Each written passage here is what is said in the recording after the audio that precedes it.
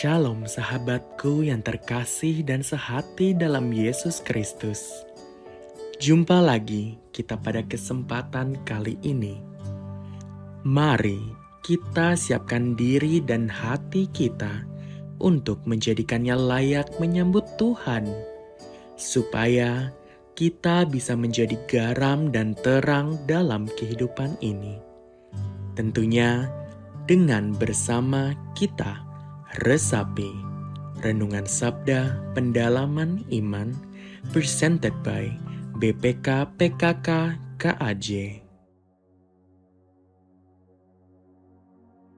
Bacaan dari Injil Yohanes bab 3 ayat 7 sampai 15. Janganlah engkau heran karena aku berkata kepadamu, kamu harus dilahirkan kembali. Angin bertiup kemana ia mau dan engkau mendengar bunyinya. Tetapi engkau tidak tahu dari mana ia datang atau kemanapun ia pergi. Demikianlah halnya dengan tiap-tiap orang yang lahir dari Roh. Kata Nikodemus kepadanya, bagaimanakah mungkin hal itu terjadi? Jawab Yesus, engkau guru orang Israel, dan engkau tidak mengerti hal-hal itu? Sesungguhnya aku berkata kepadamu, kami berkata-kata tentang apa yang kami ketahui, dan kami bersaksi tentang apa yang kami lihat. Tetapi kamu tidak menerima kesaksian kami. Kamu tidak percaya waktu aku berkata-kata kepadamu tentang hal-hal duniawi. Bagaimana kamu akan percaya kalau aku berkata-kata kepadamu tentang hal-hal surgawi? Tidak ada seorang pun yang telah naik ke surga, selain Dia yang telah turun dari surga, yaitu Anak Manusia. Dan sama seperti Musa meninggikan ular di padang gurun, demikian juga Anak Manusia harus ditinggikan, supaya setiap orang yang percaya kepadanya beroleh hidup yang kekal. Demikianlah Injil Tuhan. Shalom teman-teman, kita berjumpa dalam dialog antara Nikodemus. Diberkatilah Anda yang nama baptisnya Nikodemus dengan berdialog dengan Tuhan Yesus. Apa yang dikatakan oleh Yesus? Kita harus dilahirkan kembali. Jadi pertanyaan Nikodemus, bagaimana mungkin? Dan Yesus mengatakan, kamu pengajar Israel, kamu nggak tahu. Teman-teman, sama seperti saya. Saya juga tidak punya pengetahuan yang tinggi, tetapi sering mendengarkan apa yang dikatakan pastor, tetapi saya sering tidak mengerti apa maksudnya. Di sini kita mungkin juga adalah Nikodemus yang mengerti akan ajaran-ajaran gereja. Jadi di sini Yesus mengatakan kepada kita, kalau kamu mau masuk kerajaan Allah, mengalami hidup yang kekal, kamu harus dilahirkan kembali. Tapi bukan secara jasmani, tetapi dilahirkan kembali dari roh. Jadi, mengapa Yesus sampai mau wafat di kayu salib? Dulu saya cuma tahu cerita, hanya cerita. Tetapi mengapanya saya nggak mengerti. Tetapi setelah saya mengalami dilahirkan kembali dari roh, artinya saya mengalami pencurahan roh. Yang tadinya saya tidak mengerti.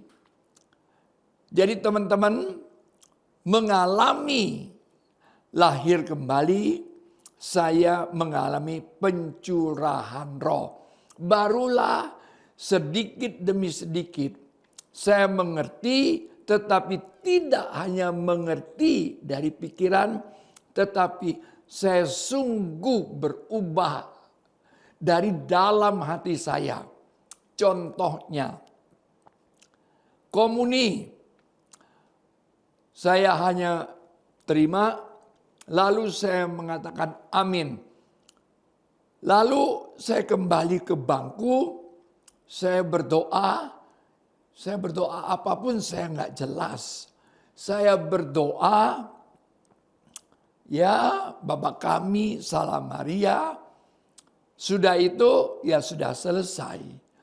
Jadi dikatakan begini, bahwa Musa dia meninggikan tiang ular tembaga di tiang gantungan. Siapa yang memandang ular tembaga itu, dia akan hidup. Yang tadinya kalau digigit sama ular, dia mati. Tetapi ilustrasi ini dikatakan bahwa kita semua sudah dipagut, sudah digigit oleh ular. Ular berbisa dan kita semua berdosa.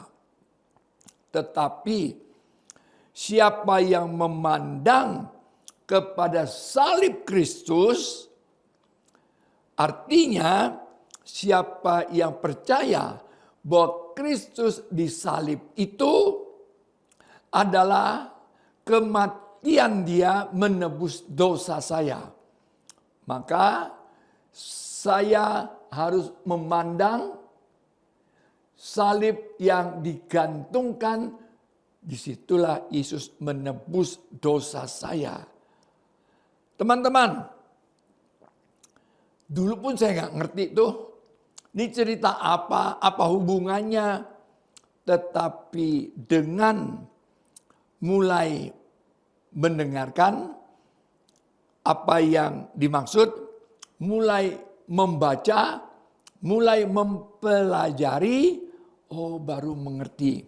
Saya makin khusyuk datang kepada Yesus karena saya sungguh menghayati semua dosa-dosa saya sudah diangkat Yesus di atas kayu salib.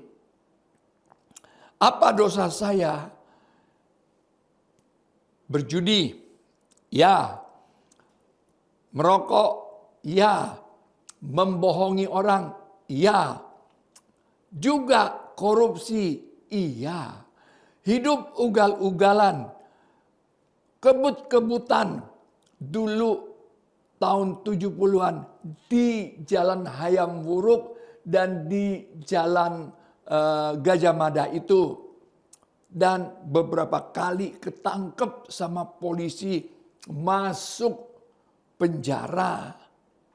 Teman-teman, tapi selepas dari penjara saya merasa, wah udahlah nggak apa-apa. Nggak ada kapoknya. Begitu juga kalau membohongi orang, korupsi, itu kalau saya sebagai salesman, produk yang saya tawarkan seringkali tidak terpakai oleh orang yang saya tawarkan di suatu perusahaan, di satu pabrik, tetapi si penjual saya menawarkan kepada si pembeli yang di kantor itu, yang di pabrik itu, saya katakan, saya beri kamu insentif. Keren kan istilahnya insentif, padahal itu adalah menyogok. Dan itulah dosa saya, membohongi, bahkan uang yang saya korupsi kan itu saya pakai untuk kebutuhan yang fatal atau vital untuk kebutuhan keluarga. Yaitu apa? Salah satunya pada waktu istri saya, Irin, mau melahirkan, saya kekurangan dana, saya pakai uang yang korupsi itu. Banyak dosa yang saya lakukan. Waktu saya melakukannya, saya merasa tidak bersalah. Karena semua orang juga begitu. Merokok, enggak berdosa. Di mana dosanya? Karena tokoh-tokoh agama pun lakukan itu.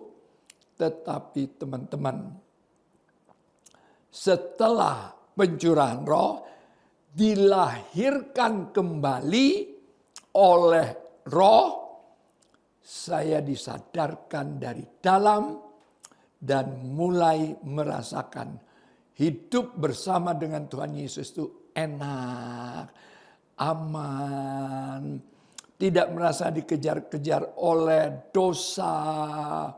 Kalau dulu dikejar dosa, penuh ketakutan, bohong, dikejar sama rasa ketakutan, kebohongannya nanti ketahuan.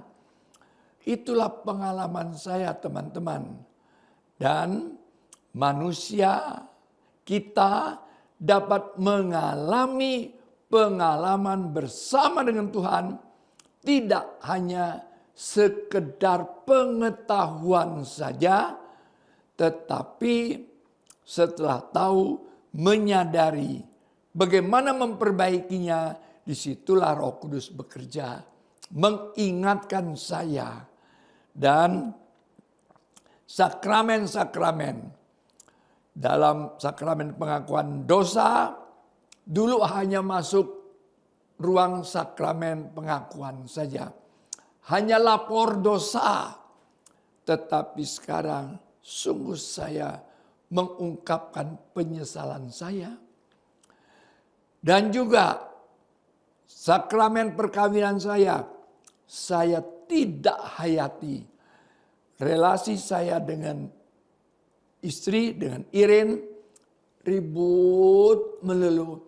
Sampai di tahun kelima sudah mau berpisah. Syukur kepada Tuhan. Dia mau mencurahkan rohnya yang begitu besar, yang begitu berkuasa ke dalam diri saya yang berdosa, yang sebetulnya saya ini kecil, sudah seharusnya mati karena dipagut oleh dosa itu. Teman-teman, selamat berjuang, selamat mengalami akan pembebasan daripada dosa karena kematian Kristus, dan pengalaman itu bagikanlah kepada orang lain. Dalam nama Bapa dan Putra dan Roh Kudus, amin. Bapa dalam surga, terima kasih kalau firman-Mu mengungkapkan pembicaraan Nikodemus dan dijelaskan oleh Tuhan Yesus, dan kami menyadari bahwa kami perlu dilahirkan kembali. Tuhan, izinkanlah kami untuk mengalami pencurahan roh yang terus-menerus, sehingga kami diingatkan untuk hidup kudus di dalam Engkau. Terima kasih juga kami boleh mengalami. Setelah kami mengalami, kami juga boleh berbagi apa yang kami alami. Kedamaian, pembebasan itu kepada orang lain, sehingga orang lain juga mengalami damai sejahtera. Demi Kristus Tuhan dan pengantara kami. Amin. Dalam nama Bapa dan Putra dan Roh Kudus.